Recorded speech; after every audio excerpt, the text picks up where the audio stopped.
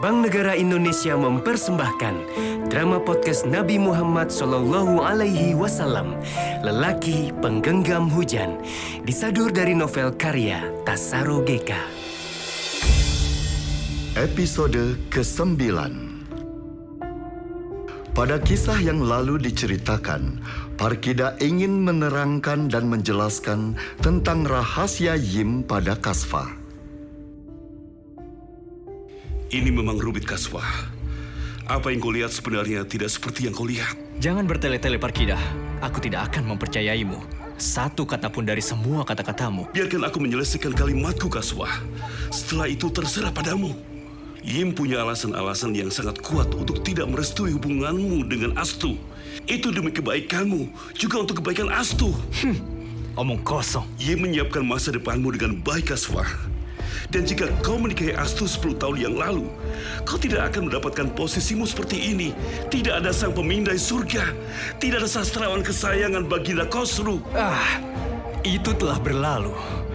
Sekarang aku buronan Khosru, calon terhukum mati. Apa sebenarnya rencana Yim? Yim adalah satu di antara anggota kelompok pemurnian ajaran Zardus. Apa pula ini? Apakah kau sedang membacakan kisah fiksi untukku, Parkida? Kau pikir untuk apa Yim menyiapkan semua kebutuhanmu untuk melacak ajaran murni Zardus, Kasfa? Untuk apa diskusi-diskusi keagamaan dihidupkan Yim di kuil Gunung Sistan? Untuk apa semua manuskrip kuno dari pelosok dunia dia simpan, kemudian diwariskan kepadamu? Untuk apa? Kalau menurutmu bahwa Yim telah merencanakan semuanya, apakah kejadian di Bangsal Apadana juga termasuk dari bagian rencana Yim? Atau memang ini tidak pernah ada rencana apa-apa?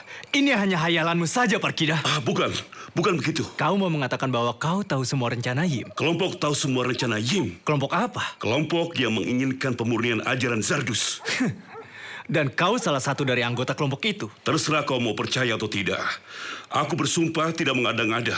Semua yang terkait denganmu dan pernikahanku dengan Astu adalah bagian dari rencana Yim. Termasuk saat kau mengajakku berduel dan memukuliku sampai sebagian tulang-tulangku ada yang patah. Tidak sedetail itu, Kasfa. Aku mungkin terlalu berimprovisasi. Tapi aku boleh melakukan apa saja untuk menjauhkanmu dari Astu. Yim yang memberiku wewenang. Mengapa Yim berpikir hidupku dan hidup Astu dalam bahaya jika kami menjalin hubungan? Pengulangan sejarah. Ya, pengulangan sejarah yang akan memicu kemarahan Khosru. Pengulangan sejarah? Apalagi maksudmu, Parkida? Ini menyangkut tentang keluarga Yim, keluargamu, dan Khosru. Kau masih berteka-teki, Parkida. Tidak, aku tidak sedang bermain teka-teki, Kaswa. Kau berhak tahu, malam ini tidak akan ada lagi rahasia. Baiklah, aku akan menyimakmu. Kau tahu, Kaswa, yang kukatakan tadi hanyalah sebagian kecil dari rahasia Yim. Aku akan memberitahumu semuanya.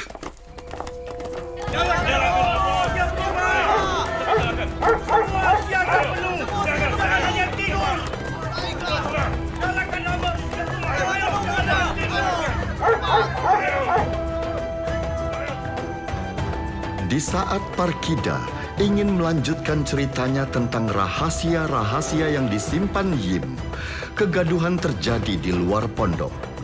Sekelompok masyarakat gatas telah berdiri di halaman pondokan dengan obor-obor yang dibawa mereka, menciptakan suasana terang benderang yang sebelumnya gelap. Astu berdiri dengan memakai baju perang yang hanya dipakai oleh para tentara Khosru dalam pertempuran-pertempuran besar, membuat Kasfa merasa semakin tidak tahu apa-apa tentang Astu. Yim telah tiba dari kuil Gunung Sistan. Yim menyusulku ke Gatas? Apakah persiapan upacara sudah disiapkan? Semuanya sudah disiapkan. Berangkatlah lebih dulu. Aku akan menyusul dengan Tuan Kaswa. Siap, laksanakan.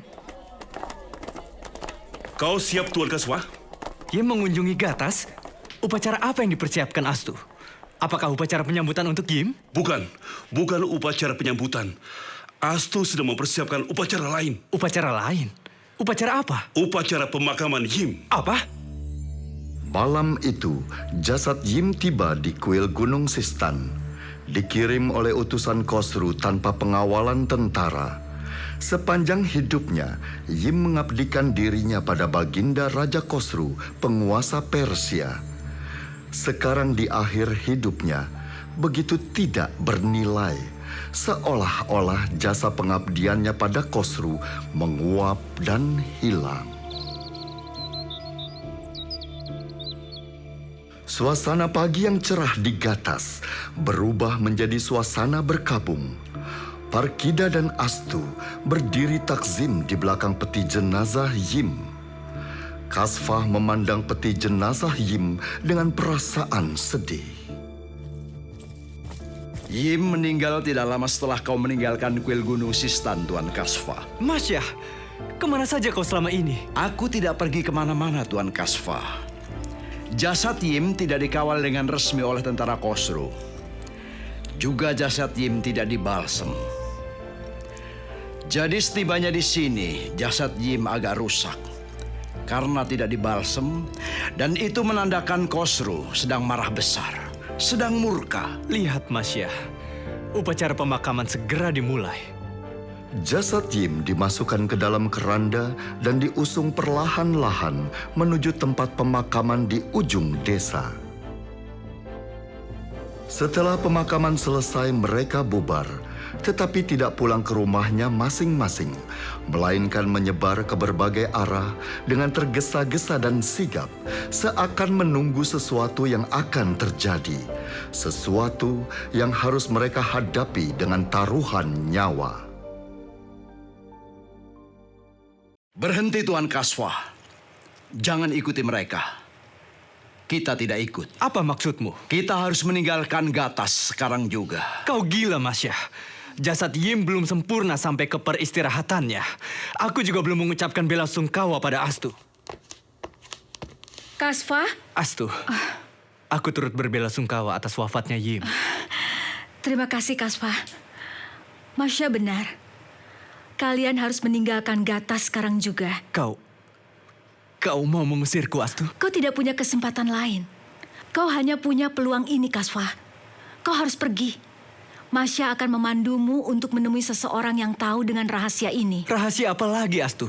Rahasia ayah. Kalau aku tidak mau pergi, bagaimana?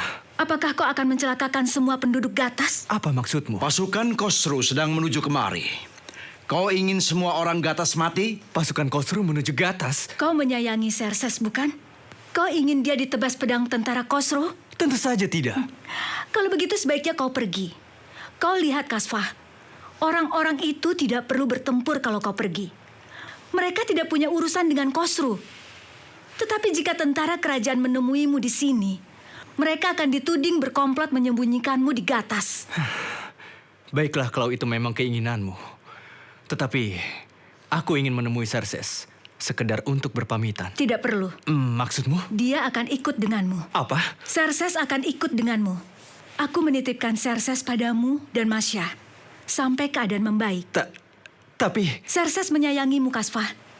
Aku mempercayaimu. Masya akan selalu melindungi kalian. Xerxes anak yang mandiri. Dia tidak akan merepotkanmu. Lalu kenapa kau bertahan di sini, Astu? Khosru ke Gatas untuk melakukan pengecekan. Aku harus berada di sini dengan Parkida. Mereka akan curiga jika aku atau Parkida tidak ada. Baiklah. Aku akan pergi dan membawa Xerxes. Meskipun aku masih merasakan ada hal-hal yang ganjil, yang tidak bisa kupahami dengan otak dan nalarku.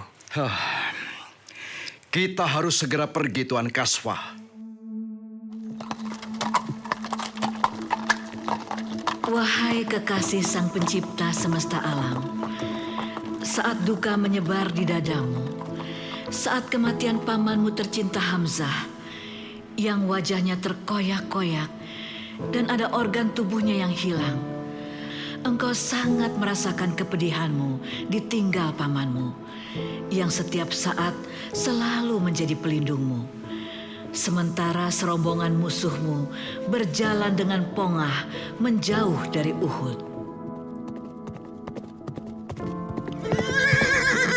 Apa yang akan kau berikan kepada orang yang telah berhasil membunuh ayahmu, wahai Hindun? Aku akan membagikan seluruh harta rampasan perangku. Aku telah membunuh Hamzah, dan ini buktinya. Bungkusan apa yang kau bawa itu, Wasi?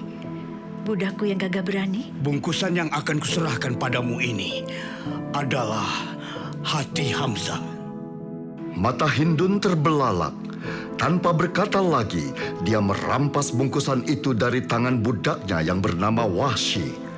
Hindun membuka bungkusan itu, kemudian menggigit sebagian daging itu dan mengunyahnya. Seandainya engkau tahu, wahai lelaki yang selalu memaafkan, ketika budak Hindun yang bernama Wahsy mengendap-endap di balik batu-batuan, sementara pertempuran pasukan Mekah dengan orang-orang Muslim Madinah masih berlangsung, dia berhasil menemukan Hamzah, lelaki tinggi besar yang sedang mengayunkan pedangnya melumpuhkan lawan-lawan pasukan Muslim Madinah. Sang singa padang pasir.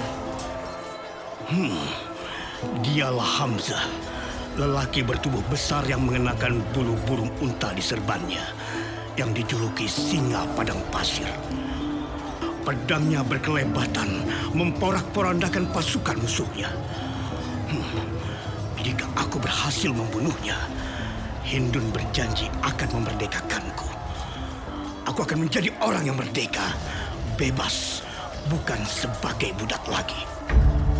Berhadapan langsung dengan Hamzah, Wahsy tidak mempunyai keberanian.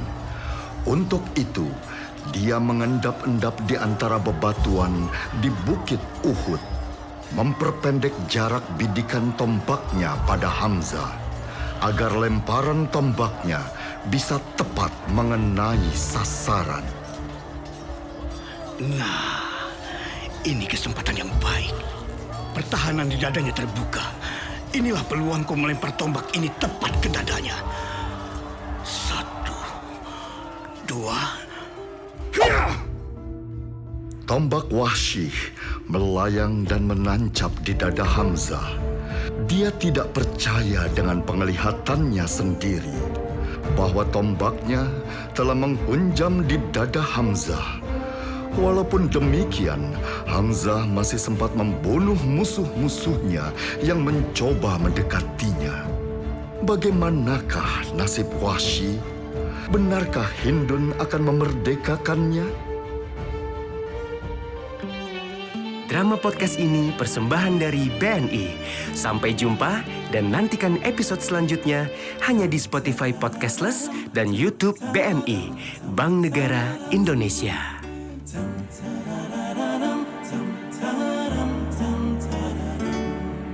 Gelisahmu hanyutkan mentari hatiku saat aku letakkan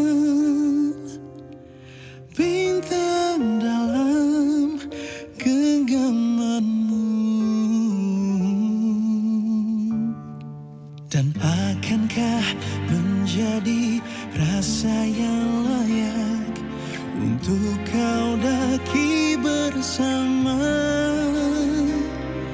ke bukit cinta nan abadi?